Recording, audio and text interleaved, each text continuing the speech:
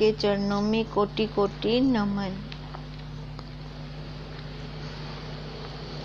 श्री विचार सागर दर्पण की चौथी तरंग में चल रहा है कि शंकावादी ने कल ये शंका की थी कि गुरुदेव, जब आपने ये दूसरी बात कही, दूसरी बात क्या कही थी गुरुदेव ने? सर्वम खल इदम ब्रह्म, कि सब ही ब्रह्म है। आपने जब ये दूसरी बात कह दी तो फिर सारे ही ब्रह्म होने चाहिए। भगवान राम का शरीर, भगवान कृष्ण जी का भी शरीर, वो ब्रह्म ही होना चाहिए। पहली बात तो आपने कही थी सत्यम ज्ञानम अनंतम ब्रह्म, कि ब्रह्म ही एक सत्य है, शरीर सत्य नहीं है, शरीर ब्रह्म स्वरूप नहीं है। पर दूसरी बात में आपने तो हृदय ग्रंथियां ही खोल दी। अब दूसरी बात कही तो वो हृदय ग्रंथि अपने आप ही हमारी खुल जाती है। श्रुति माता ने भी कहा है कि पुराणों में शरीर को ब्रह्म नहीं कहा गया। आप फिर गुरुदेव कहते हैं, अब यही गुरुदेव उसको समझा रहे हैं कि सर्वम खल इदम ब्रह्म, जो मैंने कहा है वो तूने ठीक नहीं लिया। हे शिष्य, तूने वो ठीक से नहीं लिया। प्राणों में शरीर को ब्रह्म नहीं कहा गया। अब तीसरी बात गुरुदेव और कह रहे हैं कि जितना भी ये शरीर मिल रहे हैं हम सबको, ये शरीर क्या है? कर्म क्षेत्र है। कर्म से ही ये बनते हैं। जैसे कर्म होंगे वैसे ही आकार मिलेगा, वैसा ही शरीर मिलेगा चारों खानियों में से। कर्म भी क्षीण नहीं होते, खत्म नहीं होते कर्म। कर्मों की गति बहुत गूढ़ है, कर्मों से भी उपराम नहीं होते। अब कर्मों से उपराम कौन होगा? जिसके पास तत्व का ज्ञान होगा। करता हुआ भी वो कुछ नहीं करता, वही कर्मों से उपराम हो सकता है। नहीं तो कर्म है तो ये शरीर है, शरीर है तो कर्म है, ये ताना बाना चलता ही रहता है। जो इसके पास तत्वज्ञ गुरुदेव का सानिध्य है वही इन कर्मों से मुक्त होगा। अब ये तीसरी बात गुरुदेव ने और कह दी कि कर्म से हम बच नहीं सकते, इसका भुगतान हमें करना ही पड़ेगा। तो इस प्रकार शरीरों को पुराणों में ब्रह्म रूप नहीं कहा, क्योंकि देखो जब तक कर्म है, कर्म मतलब लेन देन है, तब तक ये शरीर है, उसके बाद ये शरीर है नहीं, लय हो जाता है इस शरीर का। अपने स्वरूप में जाते हैं तो जहाँ से ये प्रकट होता है 5 भूतों से, और अपने स्वरूप में साक्षी भाव में जाते हैं तो 5 भूतों में देखते देखते देखते ये लय भी हो जाता है। अब अगर उनको ब्रह्म रूप नहीं कहा गया शरीरों को, क्योंकि शरीर ब्रह्म तो सत्य होता है जो तीनों कालों में एक रस रहता है, उसमें तो कोई लक्षण घटता ही नहीं है। अब यही गुरुदेव कह रहे हैं कि शरीरों को प्राणों में अगर ब्रह्म रूप कहा है तो कैसे कहा है?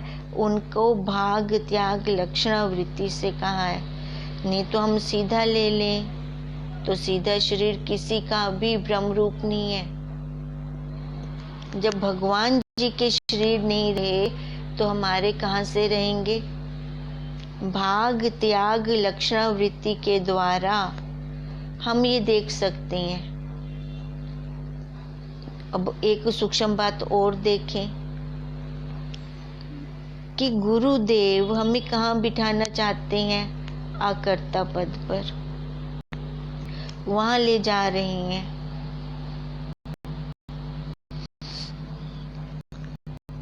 और देखो हम सारा जो भुगतान कर रहे हैं अपने शरीरों से, कैसे कर रहे हैं? अपने कर्मों के द्वारा। जो हम बीज बो के आए थे वो अब इस शरीर में हम काट रहे हैं। अब कहते हैं गुरुदेव आप हमारे ऊपर कृपा करें। अब साथ में हम ये भी कहते हैं कि आपकी कृपा से मेरा ये काम हो गया। अब देखो, जब गुरुदेव हमें स्वयं अकर्तापन पर बिठा रहे हैं तो वो क्या कर्तापन में रहेंगे? विचार करें हम। वो तो हमें अकर्ता पद पे स्थित कर रही हैं, फिर वो कर्तापन में तो नहीं रहेंगे। हम देखो ये बार बार ऐसा कहकर माया के छींटे डालते हैं अपने गुरुदेव के ऊपर। अब गुरुदेव हमें कहते हैं कि ये सब हमारे कर्मों का भुगतान है। अगर कोई काम अच्छा हो रहा है तो उसमें गुरुदेव की कृपा यही है कि गुरुदेव ने हमें उसकी ओर से मोड़ा, संसार से हटाया, अपने आत्मा का ज्ञान दिया। तो उसमें क्या होता है, करता हुआ भी कोई परिस्थिति आती हुई भी हमें लगती नहीं है। हम उन परिस्थितियों से बच जाते हैं। जो परिस्थिति तो आएगी पर मन, हमारी वृत्ति वो उठाती नहीं है। जो लेन देन है किसका है? इस शरीर का। प्रारब्ध है किसकी है? इस शरीर की। मेरी तो कोई प्रारब्ध ही नहीं है, मैं तो इनसे असंग हूँ। अब एक बार दृढ़ता करके जब हम उस साक्षी पद पे आ जाते हैं तो फिर देखें ये सारे कर्म हमें महसूस नहीं होते, टच नहीं होते। ये कर्मों का भुगतान कौन है? कर्मों का भुगतान करने का थैला कौन है? ये शरीर। जब मैंने अपने आप से इस शरीर को भी असंग कर दिया, हम कहते हैं मैं देह नहीं हूं, पर देह तो साथ में सबको दिख रही है। पर हम कैसे कह रहे हैं? जैसे अब गुरुदेव हमें समझा रहे हैं कि भाग त्याग लक्षण वृत्ति के द्वारा एक भाग को छोड़ दिया, इस जड़ भाग को हमने छोड़ दिया, तो कौन से भाग को हमने लिया? चेतन वाले भाग को, साक्षी भाव को। साक्षी भाव को लेकर अगर देखो सारा काम हो रहा है, वो दिख रहा है हमें, हर इंद्री क्रिया कर रही है और मेरे को पता चल रहा है, अनुभव होता है हम सबको, हमें दिखता है, हाथ करता है, आंख। और ये सबसे मजे की बात यही है, देखो सारी इंद्रियां अपने अपने धर्म में रत हैं। पहले जहां हम शब्द यूज करते थे कि मैंने किया, अब वो शब्द क्या यूज होता है? इसने किया। इसने किया मतलब मैं देख रहा हूं तभी तो बोला कि इसने किया, मैंने ना किया। किसने किया? इसने। अपने से अलग हमने शरीर को भी इस कोटि में लेकर आ गए, तो ये क्या हो गया? अकर्तापन। अब यहीं पे गुरुदेव हमें ये तीसरी बात भी बता रहे हैं कि तीसरा ये कर्मों का बना हुआ ये शरीर, ये भी अपने से असंग है। पर जब हम देखेंगे तभी वो शांति, वो संतोष, वो आनंद प्राप्त होगा। अभी तो शंकाएं उठ रही हैं हमें। जो भी कार्य सब हम सब से हो रहे हैं तो आपका ही वो, हमारा ही वो पुरुषार्थ है। वे आप देखो, आपने हमें क्या दिया? ज्ञान दिया, आत्म ज्ञान दिया। फिर हमने वो कर्म किया। अब कर्म क्या है? विचार की क्लास में कर्म किसको कहा गया है? वो भक्ति मार्ग वाला कर्म नहीं है, ये श्रवण ही सबसे बड़ा कर्म है। वेदांत की क्लास में श्रवण ही सबसे बड़ा कर्म है। और फिर हम अपने कर्मों से ही छूट सकते हैं। कहने का मतलब है कि अपना पुरुषार्थ होगा, अभ्यास होगा, बार बार, एक बार से नहीं होगा, ये बार बार का अभ्यास होगा, तभी हम छूट सकते हैं, तभी हम इस कर्तापन से छूट सकते हैं। फिर उसके जो कर्तापन में नहीं है, अकर्तापन से कर्म कर रहा है, सारे कार्य उसके सहजता से होते हैं, फिर दिखता भी है। जैसे हम बार बार प्रसंग लाते हैं कि खेत में बीज चाहे कर्म कर्तापन से डालूं तो भी वो फल देगा, चाहे मैं अकर्तापन से डालूं तो भी वो फल देगा, पर दोनों में अंतर बहुत होगा। अब यहीं पर शंकावादी ने शंका की थी कि वेदांत मत ने तो सर्वम खल इदम ब्रह्म, मतलब कि सारा संसार ब्रह्म रूप है।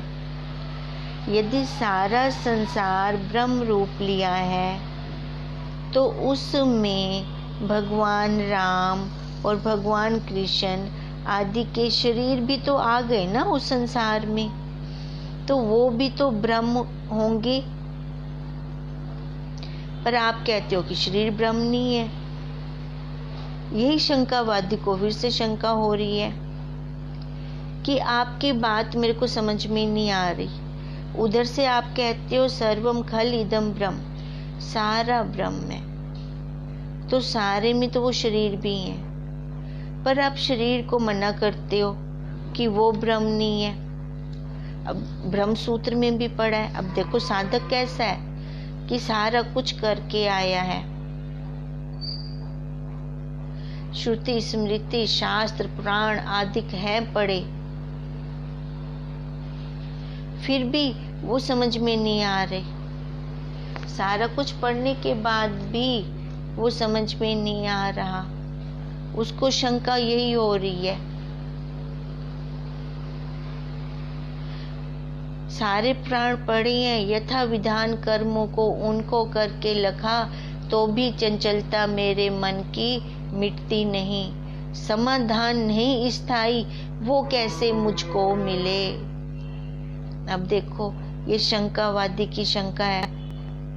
उत्तम साधक है ना, पहले सारा कुछ पढ़ के आया है वो, तभी वो उसको शंकाएं उठ रही हैं। खाली स्लेट नहीं थी कि गुरुदेव जो चाहे लिख देते। स्लेट कैसी है, भरी पड़ी है संस्कारों से। देखो संसार वाले भी संस्कार हैं, तो जो परमार्थ में हम कर्म करते हैं वो भी तो संस्कार कहाँ जाएंगे, हमारे अंदर ही तो जाएंगे, वो बाहर थोड़ी जाएंगे। तभी उसको ये शंकाएं आ रही हैं बार बार, तभी वो कह रहा है कि जब सर्वम खल इदम ब्रह्म है तो उसमें सर्वम में तो सारा आ जाता है, तो उसमें फिर उनका शरीर ब्रह्म क्यों नहीं है गुरुदेव जी, वो समझाइए। यहाँ पर मेरे को शंका हो रही है। अब यही गुरुदेव बता रहे हैं कि विद्यानंद जी ने उनकी शैली बहुत अच्छी लिखी है ब्रह्मसूत्र के अंदर, एकदम बात समझ में आ जाती है। वही शंकावादी कह रहा है कि वो शैली तो एकदम समझ में आ जाती है जो उन्होंने विद्यानंद जी ने लिखी है। अब वही सुन सुन के शंकावादी ने कहा कि आपके वेदांत का जो सिद्धांत है और जो सिद्धांती हैं वो बहुत तेज हैं। देखो पढ़ के आया हुआ है तो उसको इतना तो अनुभव हो गया ना कि जो वेदांती हैं बहुत तेज हैं। जहाँ पे उनको कुछ मार्ग नहीं दिखता तो वहाँ पे वो बोल देते हैं अनिवर्चनीय। अब वही गुरुदेव जी उससे पूछ रहे हैं कि कैसे वो तेज हैं। तो शंकावादी यही कह रहा है कि जब उनसे प्रश्न उत्तर करें और कहीं पर जब वे फंसने लगते हैं, देखो वहीं कह देते हैं कि अनिवर्चनीय कह के अपना बचाव कर लेते हैं। अब इतनी बात शंकावादी ने भी महसूस की। अनिवर्चनीय का मतलब है कि जब ये सृष्टि में फंसने लगते हैं तो ये कब फंसते हैं, जब हम उनसे प्रश्न पूछते हैं तो आगे ये कह देते हैं कि सृष्टि अनिवर्चनीय है, हम उसके बारे में कुछ कह नहीं सकते, कोई बात हम उसकी कर नहीं सकते। हम परमात्मा के लिए कुछ पूछने लगते हैं, कोई बात करने लगते हैं तो यह पहले ही कह देते हैं कि परमात्मा अनिवर्चनीय है। यही शंकावादी कह रहा है भी। इन्होंने तो, ये वेदांतियों ने ये तो बहुत अच्छा शब्द पकड़ रखा है, एकदम अपना बचाव कर लेते हैं। फिर गुरुदेव जी ने कहा बात तो सही है, सृष्टि अनिवर्चनीय है, हम उसका वर्णन नहीं कर सकते कि कब से सृष्टि शुरू हुई, कब इसका अंत होगा, हम उसके बारे में कोई कथन कह सकते हैं? हम खुद अनुभव करें। देखो कब से, जब हमारे माता पिता थे तब से सृष्टि शुरू हुई, वो कहेंगे नहीं भी जब हमारे माता पिता थे तब से सृष्टि हमने देखी। अब उनके माता पिता से पूछो तो वो क्या कहेंगे, नहीं जब से हमारे माता पिता थे तब से सृष्टि हुई। अब चलो उनके माता पिता से पूछो, वो क्या कहेंगे कि हमारे माता पिता थे तब से सृष्टि शुरू हुई। देखो ऐसे आगे से आगे जा रही हैं पीढ़ियां ये। अब कोई नहीं बताता कि सृष्टि कहाँ से शुरू हुई, कब शुरू हुई। और अब हम हैं इस पीढ़ी में, तो हमारा शरीर जब लय हो जाएगा तो सृष्टि का लय हो जाएगा? नहीं, तो सृष्टि का लय नहीं होगा। फिर इसका आदि अंत कहाँ है? तभी गुरुदेव जी कह रहे हैं सृष्टि अनिवर्चनीय है। देखें हम, सत्य है, आश्चर्य युक्त सारी सृष्टि है। अब सृष्टि के साथ परमात्मा भी तो जुड़ा हुआ है। ये माया सृष्टि, क्या माया शक्तिमान से अलग तो नहीं है ना? शक्तिमान कौन है? माया की उत्पत्ति कहाँ है, किसके सहारे से है? परमात्मा, उस परमात्मा के सहारे से है। तो इसका मतलब उस परमात्मा का भी कोई हमें भेद नहीं है। कब से ये परमात्मा है? जब से मैं पैदा हुई तब से, जब से हमारे माता पिता हैं तब से, जब से उनके माता पिता हैं तब से। तो देखो ये परमात्मा भी आश्चर्य युक्त है, उसका भी वर्णन नहीं किया जा सकता। हम प्रश्न करेंगे कि यह कहाँ से आया, कैसे हुआ, तो देखो याज्ञवल्क्य जी गार्गी से कह रहे हैं कि तूने अगर प्रश्न ज्यादा किए तो तेरी बुद्धि गिर जाएगी। अब बुद्धि गिर जाएगी का मतलब क्या? कि तू पागल हो जाएगी, क्योंकि इसका आदि अंत तो है ही नहीं। तो ऐसे हम अपनी मनधाणी मारते रह जाएंगे, उसका सलूशन तो निकलेगा ही नहीं, फिर इसी में उलझ के हम रह जाएंगे। तभी हमें गुरुदेव बार बार सचेत करते हैं, दाग कैसे लगा उसकी तरफ मत जा, ये मिटेगा कैसे उसकी तरफ तू ध्यान दे। दाग कब लगा, किसने लगाया, क्यों लगाया, कितने समय में लगाया, अगर यही प्रश्न करते रह जाएंगे तो हमारे हाथ में कुछ भी नहीं आना। अब इसलिए गुरुदेव भी कह रहे हैं कि अगर हम ज्ञान की गहराई में जाते हैं तो हम कोई उत्तर नहीं दे सकते कि परमात्मा के लिए कुछ क्या बताएं, कब से बताएं। तो बस इतना ही कह सकते हैं कि यह अनादि है। क्या बताएं कि ईश्वर कौन है, ब्रह्म कहाँ से आया। तो हमारे पास देखो, हम बता सकते हैं क्या, कहाँ से आया, ब्रह्म कहाँ से आया, ईश्वर कहाँ से आया। तो हमारे पास अनादि कहने के अलावा और कोई उत्तर ही नहीं होता। तो ये शंकावादी कहने लगा कि जो ये वेदांती है ना, जहाँ पर फंसने लगते हैं वहाँ पर अनिर्वचनीय शब्द कह देते हैं कि हम आगे उत्तर नहीं दे सकते। बात तो बिल्कुल सही है। वास्तव में सृष्टि अनिर्वचनीय है। अज्ञान के अंदर जीव का विशेषण है अंतःकरण। अज्ञान के अंदर जीव का विशेषण है अंतःकरण। देखें, हम बिना ज्ञान के कोई भी व्यक्ति साक्षी पद को देख ही नहीं सकता। देख सकते हम साक्षी पद को। हम स्वयं विचार करें कि हम पहले कितना देख पाए थे, कितने भय से जीते थे कि अगर देखो जो हमारे रीति रिवाज हैं, परंपरा चली आ रही है, गूगा नहीं पूजेंगे तो अनर्थ हो जाएगा, अगर ये व्रत नहीं करेंगे तो देवी माँ नाराज हो जाएगी। कैसे कर्म कांड में रचे पच्चे पड़े थे। देखो संसारियों को, पीछे दृष्टि डालें, संसारियों की जो पीढ़ियां चली आ रही हैं, उनमें से पहले किसने देखा कि किसको देखा, अपने साक्षी भाव को। कौन अपने साक्षी भाव में स्थित हुए। ये तो हमारे गुरुदेव की कृपा है कि उन्होंने हमें सही मार्गदर्शन दिया। उनके मार्गदर्शन में हमने पुरुषार्थ निकाला तो हम साक्षी भाव में स्थित हुए कि हम ऐश्वर्य तो हमें मिले सारे के सारे।